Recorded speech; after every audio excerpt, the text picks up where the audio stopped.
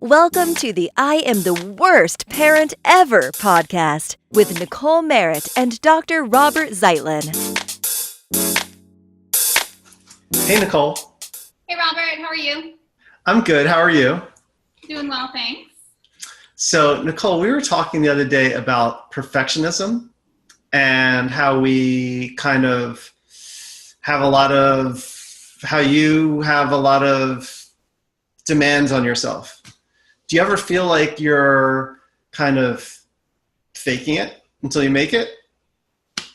Every single day.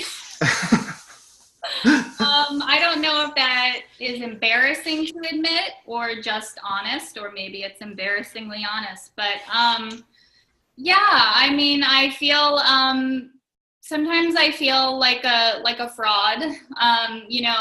Having 3 kids, a lot of people think is a lot of kids, a lot of work. And I often get wow, you're super mom. I get it at the grocery store. I get it if I take all 3 kids bowling or somewhere. Believe me, I quickly tell them, no, I'm not super mom. And you'll see that, 5 minutes from now when one of my children is rolling around on the floor while the other pees on themselves. But I don't know. I kind of eat up that compliment a little bit. It's hard. I do feel like I'm faking it sometimes, but maybe it's not faking it. Maybe it's just winging it. As a dad, do you ever feel it? Winging it? Yeah, I think I speak for a lot of dads that we're winging it all the time. What about faking it? Do you feel you fake it?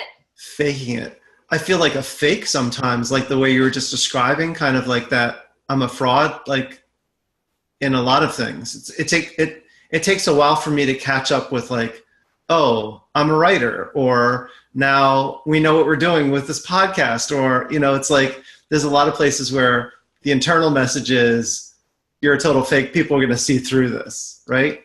But in terms of winging it, I think that's the definition of my career as a father, is sort of like, and for any parent, it's probably the same. It's like, do we know what we're doing, or are we sort of figuring it out?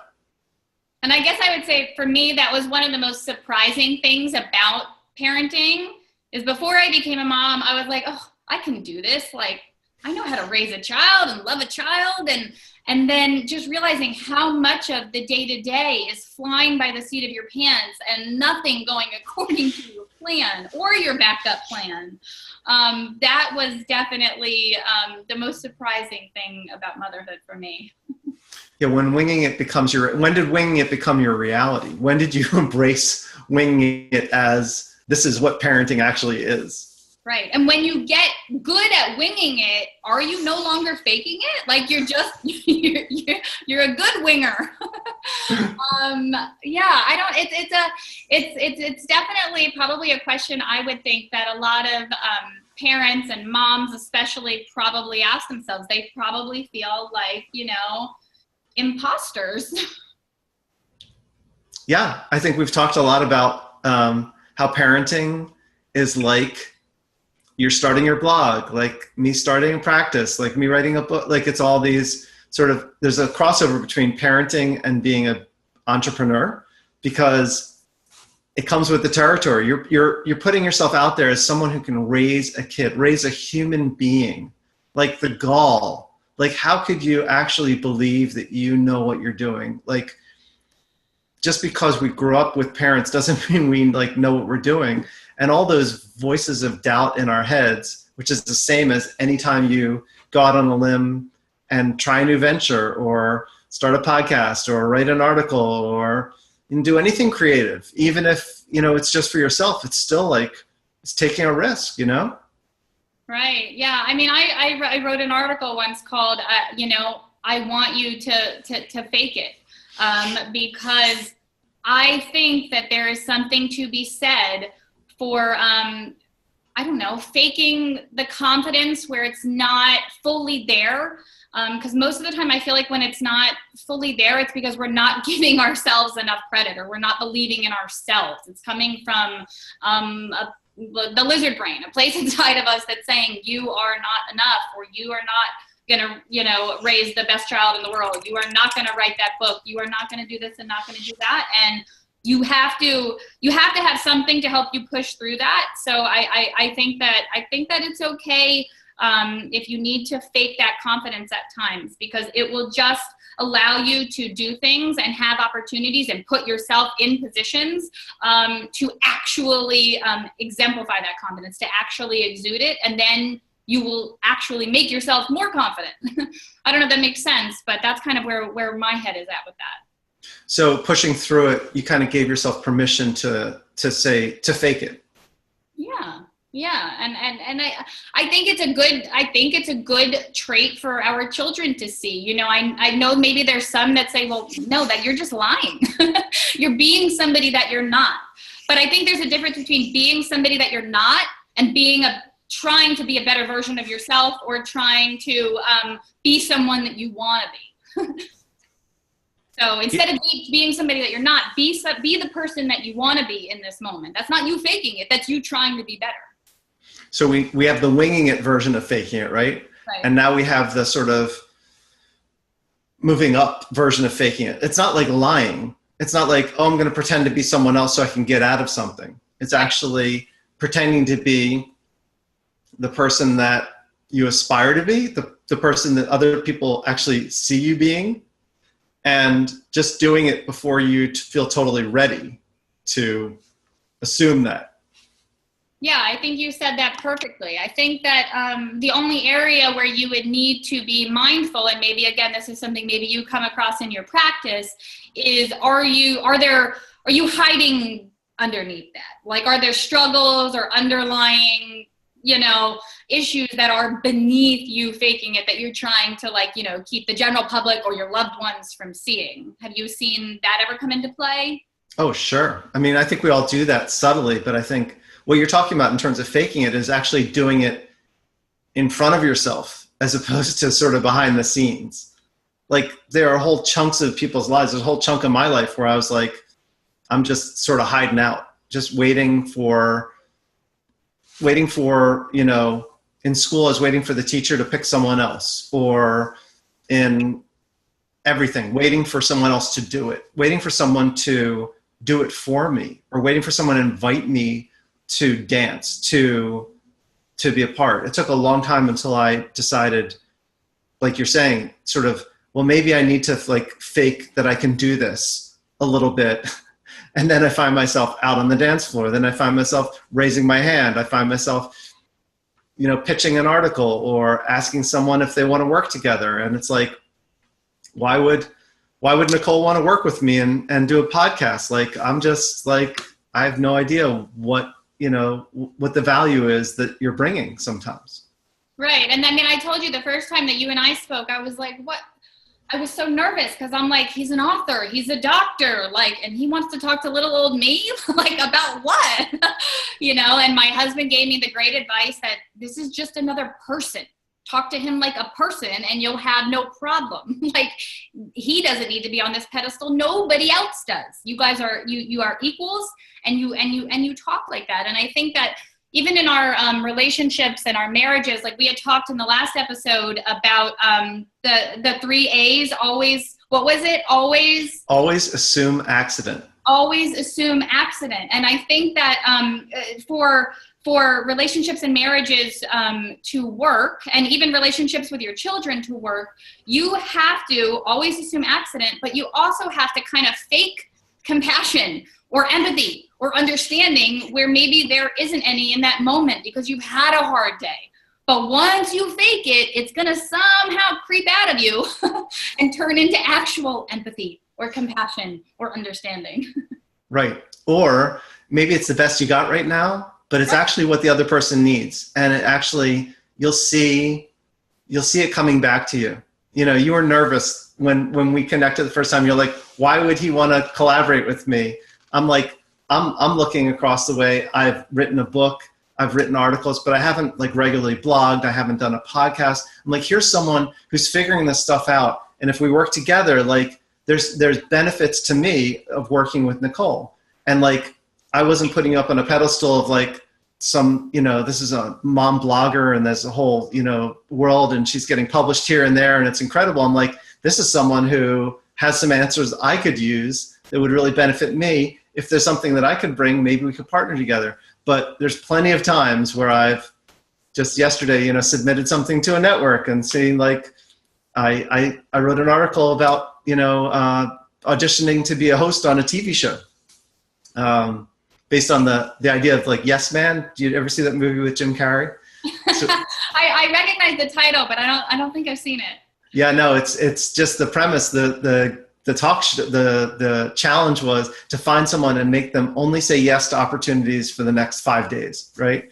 And so I was really excited about that opportunity, and I put myself out there and I auditioned, and it didn't work out, but there'll be plenty of those opportunities. You and I are pitching ideas now, so it's like every one of them is scary. Every one of them is outside my comfort zone.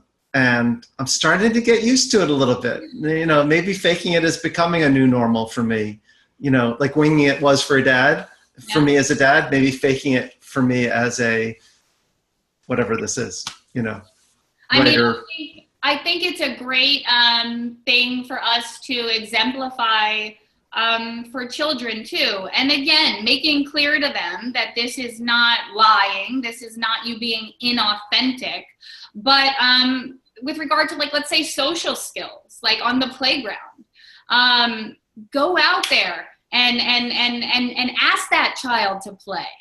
Have the confidence, within you. And if you don't have it, be like, remember mommy said, that I'm cool and I'm fun to be around, and have that in your head going and go out there. I mean, I think that there's many ways that you can translate this and model this for your children so that they can use it in situations where it might benefit them. Your son or daughter going for a job interview, right? A college acceptance interview, in all those situations.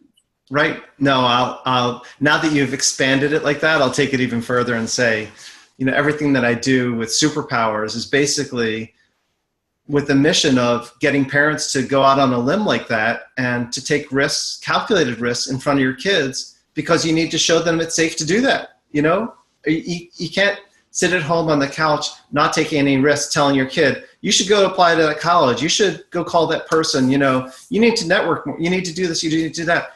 The only advice anyone ever takes from anyone is when they know they're trying it themselves. So like, if I only eat cheese pizza and pasta with butter on it, and I want my kids to try every vegetable in the world, like, that's not going to happen.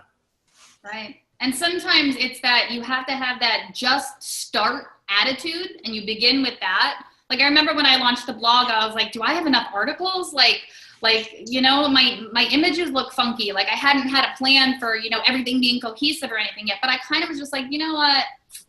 Push the button, publish. Like, I'm done sitting behind and not like taking action, and then I'll fix everything else like as it comes along. But I had to do it. Like, I had to get on the ride and go. And I think that there's something to be said for that. Fake your confidence while you're on the ride, keep persisting, and then you will get there wherever there is. And maybe there is different from what you imagine in your head. But always. You'll arrive somewhere. It's always different. But let me go back. I want to slow one thing down, break it down. Yeah. Pushing publish, you made sound easy. Like, I'm just driven, I'm going to hit publish, right? What was the conversation going back and forth? What was the thing that was going to stop you from hitting publish? And what was the line in your head or the statement that you believed that made you finally hit that button? I don't know. Well, Well, one reason I had to hit it was because I think I just spent like $300 to pay for like my domain. So, and I got like, a big plan and all this, because when I was first doing it, I'm like, oh, I should do the free, version. But then it felt like, oh, you're not really like taking this seriously, So, seeing the money move out of the bank account kind of was like, all right, you gotta like be legit with this and like do it. So that played a role. I don't know, I guess, and the fear, the hesitation just came from the, are people gonna like what I write? Are they gonna think that I have bad grammar? Like, is anybody gonna care about my opinion? I don't know. It was will I be judged for what I'm putting out there? Sure. There's a million of those voices. It only takes a couple on the other side.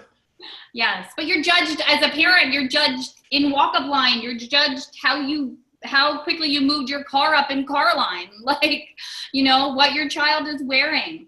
I mean, my children never wear matching socks, ever. And I'm okay with that. It's your family trademark. Right? That's a Merritt kid. Can pick them out of a lineup anywhere. Yeah. I just heard someone say, and it was brilliant, and it's exactly true, and it's what the research is showing. As a positive psychologist, I'm going to say this. You can't run around trying to extinguish, like whack-a-mole, all those negative thoughts, right? All you need to do is add some positives in the way. And I think it's a story I've told before, maybe on here, where even just going out and running, like looking at that next hill, I had a million reasons why I shouldn't do that. I'm going to hurt myself. I have a heart attack, just et cetera. But it was that first time that maybe question came in, the maybe statement of like, well, maybe you can. Like, just having some positive reason. Maybe it's the money, maybe it's you just spent $300, you have to find some way to get that money back. But some positive voice. So this mom said, it wasn't about like changing all the negative voices. It was just adding some positive possibilities in that made a huge difference. Right. You made me think of when you said the running thing. You made me think of so I've only done one 5K ever in my life. I don't know that I'll do one again. And it was a Disney marathon.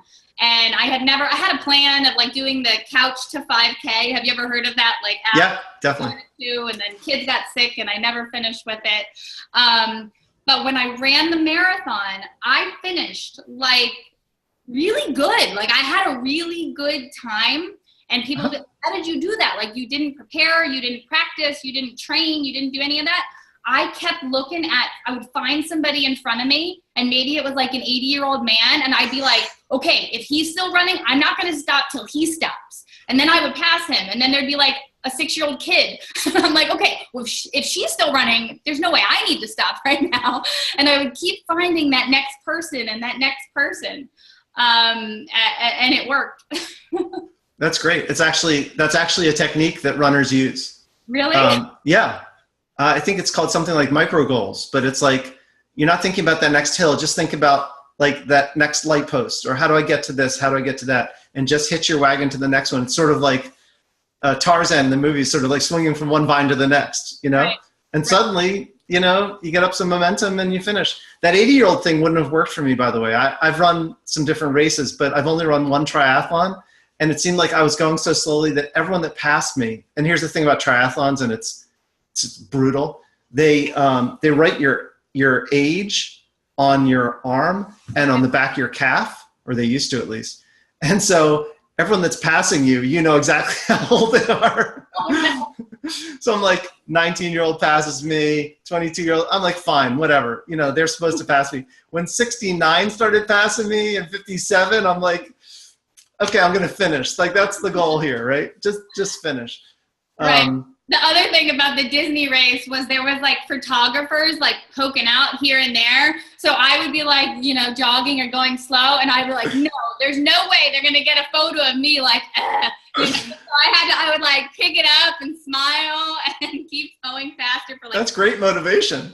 Right. That's great motivation. They should just like put people with empty cameras like halfway around the race. I wrote an article. I was like, what if like every day was a Disney race? Like you had all these strangers cheering you on, like, go, you got this. It was like so motivating. And just like if I went to Publix and some mom was like, you got this, like, how awesome would that be? That's great. We have to recruit those people. We need more people around us, saying, you unlocked that car, great. Like, how did you do that with 3 kids? Seriously. No, and I think I've said this before in one of the groups I'm a part of. I'm like, there should be a buddy bench for moms or parents or dads or whatever, where it's like, you need that vote of confidence, you go sit in that bench and somebody will shout to you from across the way that you're doing a good job. That's great. Well, this is awesome, Nicole. Thanks very much. All right. You have a great day. Okay. Take care. Thank you for listening to the I Am the Worst Parent Ever podcast. Don't forget to subscribe so you won't miss an episode.